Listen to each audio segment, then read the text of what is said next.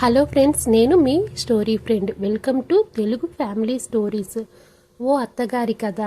చదువు రాదని పల్లెటూరు దానివని ఈసడించుకున్న అత్తగారిని ఆ కోడలు ఎట్లాగా మెచ్చుకుంది, అలాగే ఆ కొడుకు కోడలు అత్తగారి కాళ్లను ఎట్లాగా కన్నీటితో కడిగారు, అసలు కారణం ఏంటి, ఏం జరిగిందన్నదే ఈ కథ సారాంశం.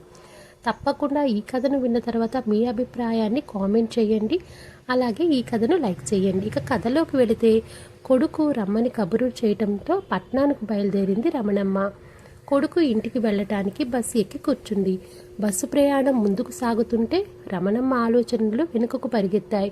రమణమ్మ ఒక సాధారణ చదువురాని పల్లెటూరి ఇల్లాలు, కానీ ఎంతో ధైర్యవంతురాలు, నిజాయితీ పరురాలు. పెళ్ళైన 5 సంవత్సరాలకే భర్తను కోల్పోయింది, కానీ ఏమాత్రం కుంగిపోకుండా తమకున్న కొద్దిపాటి భూమిని సొంతంగా సాగు చేయటం మొదలుపెట్టింది. కొడుకు రాజుని పేరుకు తగ్గట్టే మహారాజులా పెంచి పెద్ద చేసింది. కొడుకుని పట్నానికి పంపించి పెద్ద చదువులు చదివించింది. తను మాత్రం ఒంటరిగా ఇక్కడే పల్లెటూరులో కష్టపడింది. ఇప్పుడు రాజు పెద్ద ఉద్యోగంతో పాటు పెళ్లి చేసుకొని ఒక ఇంటివాడు కూడా అయ్యాడు.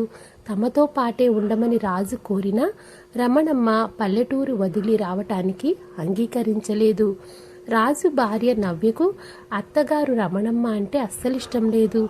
ఆమె పల్లెటూరి అలవాట్లు, కట్టు బొట్టు, మాట తీరు అస్సలు నచ్చేది కాదు. దాంతో రాజు కూడా భార్యకు నచ్చ చెప్పలేక రమణమ్మను ఎప్పుడూ కూడా పట్నానికి రమ్మని బలవంతం చేయలేదు. కొడుకు కోడలు మధ్య తన గురించి భేదాభిప్రాయాలు రాకూడదు అని నిర్ణయించుకున్న రమణమ్మ వారికి దూరంగా పల్లెటూరులోనే ఒంటరిగా ఉండసాగింది. అలాంటిది ఇప్పుడు కొడుకు ఉన్న పలానా ఫోన్ చేసి తనను అర్జెంటుగా ఎందుకు బయలుదేరి రమ్మన్నాడో అర్థం కాలేదు రమణమ్మకు. బస్టాండ్లో తన గురించి ఎదురు చూస్తున్న కొడుకు కనిపించటంతో బస్సు దిగింది రమణమ్మ. తల్లి కొడుకులు ఇద్దరూ కారులో ఇంటికి చేరుకున్నారు. ప్రయాణం ఎలా జరిగిందమ్మా అని అడిగాడు రాజు రమణమ్మని. అంతకు మించి ఇద్దరు ఒక్క మాట కూడా మాట్లాడుకోలేదు. మౌనంగానే ఇంటికి చేరుకున్నారు. ఇంటికి వెళుతూనే కోడల్ని చూసి అవాక్కయింది రమణమ్మ. ఇప్పుడు తన కోడలికి 9వ నెల, కానీ ఈ విషయం రమణమ్మకు తెలియదు. నిర్ఘాంతపోయి నా తల్లిని చూస్తూ ఇలా చెప్పాడు రాజు. అది అమ్మా, తను ప్రెగ్నెంటు. నవ్య నీకు ఈ విషయం చెప్పిందేమో అనుకున్నాను, కానీ తనేమో నేను చెబుతాను అనుకుందంట. అలా ఇద్దరము చెప్పలేదని ఈ మధ్యనే తెలిసింది. అంతా అట్లా అయిపోయిందమ్మా, నన్ను క్షమించు అన్నాడు రాజు తలదించుకొని. తనకు మనసులో కలిగిన ఆవేదనను మనసులోనే దాచుకొని రమణమ్మ పైకి మాత్రం సరేరా, నాకు చెప్పినా నేను చేసేదేముంది, కోడలు గర్భవతి, తొందరలోనే మనవడో మనవరాలో రాబోతున్నారు, ఈ ఆనందం చాలు నాకు అంది రమణమ్మ. తల్లి ఇంత తేలిగ్గా తీసుకోవటం చూసిన రాజు ఎంతో ఆశ్చర్యపోయాడు. చాలా థ్యాంక్స్ అమ్మా, నువ్వు ఇంకా ఎంత గొడవ చేస్తావేమో అని భయపడిపోయాను అన్నాడు రాజు రమణమ్మని చుట్టేస్తూ. అలా ఎలా అనుకున్నావురా, నువ్వు మీ అమ్మని అర్థం చేసుకుంది ఇంతేనా అంది రమణమ్మ. అందరూ భోజనాలు చేసి పడుకున్నాక రమణమ్మ దగ్గరకు వెళ్ళాడు రాజు. అమ్మా, నువ్వు నిజంగా బాధపడలేదా మేము నీ దగ్గర ఈ విషయాన్ని దాచినందుకు అన్నాడు తల్లి చేయిని పట్టుకొని. దానికి రమణమ్మ, ఆ విషయం వదిలేరా, అసలు ఇప్పుడు నన్ను ఎందుకు హఠాత్తుగా పిలిచారో అది చెప్పు అంది. ఇంకా కోడలు మరి పురిటికి వాళ్ళ అమ్మగారింటికి వెళ్ళాలి కదా అంది రమణమ్మ. ఆ విషయమే నిన్ను పిలిచామమ్మా. నవ్య వాళ్ళ అమ్మ, అదే మా అత్తగారు, వాళ్ళ కొడుకు దగ్గరకు అమెరికాకు వెళ్ళింది. నవ్య డెలివరీ టైంకి వచ్చేస్తాను అంది, కానీ ఏదో ప్రాబ్లం వచ్చి ఆగిపోయింది అంట. కానీ నవ్యకు ఇంకొక 15 రోజుల్లో డెలివరీ వస్తుందని చెప్పారు. తొలి కాన్పు కావటంతో నవ్య చాలా భయపడిపోతుంది అన్నాడు రాజు కళ్ళనీళ్లు పెట్టుకుంటూ. అప్పుడు రమణమ్మ, ఓరి పిచ్చి సన్నాసి, ఈ మాత్రానికే ఏడుస్తారా ఎవరైనా, అమ్మ వచ్చేసిందిగా, ధైర్యంగా ఉండు అంటూ కొడుకు భుజాన్ని తట్టింది రమణమ్మ. తల్లి భరోసా ఇవ్వటంతో ఆ రాత్రి నవ్య రాజులు గుండె మీద చెయ్యి వేసుకొని ధైర్యంగా నిద్రపోయారు. మరుసటి రోజు నుంచి రమణమ్మ కోడలని ఒక్క పని కూడా చెయ్యనివ్వకుండా సమయానికి ఆహారం రుచిగా వండి పెడుతూ కంటికి రెప్పలా జాగ్రత్తగా చూసుకుంది. అత్తగారు వచ్చిన తర్వాత నవ్యకు కూడా కొంచెం ధైర్యంగా అనిపించింది. అత్తగారితో మర్యాదగా గౌరవంగా ఉండసాగింది.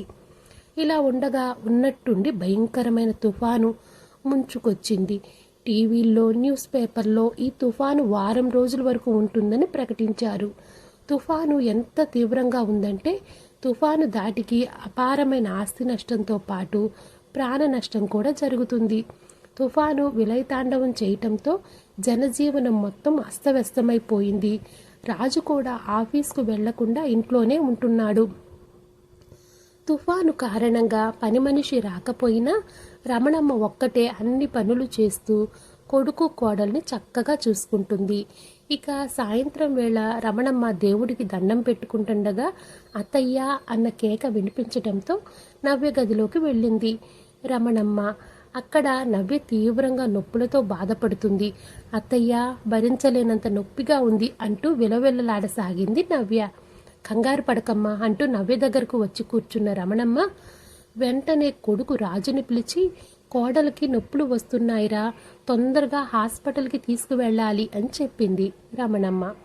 సరే అని రాజు బయటకు వెళ్ళి కాసేపు తర్వాత హడావుడిగా తల్లి దగ్గరకు వచ్చి, తుఫాను కారణంగా కింద సెల్లార్ మొత్తం నీళ్లతో నిండిపోయింది, మన కారు కూడా దాదాపు మునిగిపోయింది అని తల్లితో చెప్పాడు ఆదుర్దాగా. మరి ఇప్పుడు ఎలాగరా, హాస్పిటల్కి ఎలా వెళతాం అన్న రమణమ్మతో, ఉండమ్మా హాస్పిటల్ వాళ్ళకి ఫోన్ చేసి అంబులెన్స్ని రమ్మంటాను అన్నాడు రాజు. నవ్య నొప్పులు క్షణక్షణానికి ఎక్కువైపోతున్నాయి. హాస్పిటల్కు ఫోన్ చేసిన రాజు తల్లి దగ్గరకు వచ్చి, అంబులెన్స్ రావటానికి కూడా వీలు లేదమ్మా, దారి మొత్తం నీటితో నిండిపోయింది, వాళ్ళు ఎలాగోలా బోటునన్నా పంపుతామని చెప్పారు అన్నాడు రాజు ఏడుపు మొహంతో.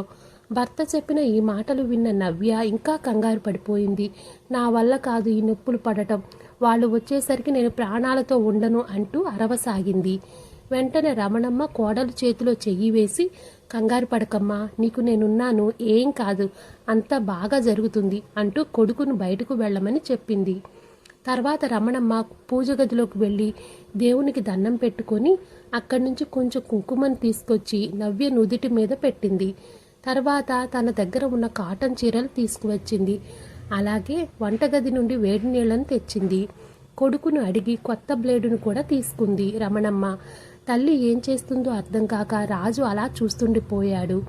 నవ్య ఇంకా రాజు ఏడుస్తున్నారు, కంగారు పడుతున్నారు. కానీ రమణమ్మ మాత్రం అంతా నిశ్శబ్దంగా చేసుకొని వెళ్ళిపోవటం చూసిన రాజు అలాగే నిలబడిపోయాడు.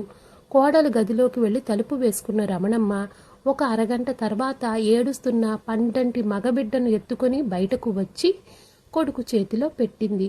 తన బిడ్డను చూసుకున్న రాజు మౌనంగా తల్లి వంక చూశాడు. నీ భార్య నవ్య కూడా బానే ఉంది అని తల్లి చెప్పటంతో రాజు ఆనందానికి పట్టపగ్గాలు లేవు.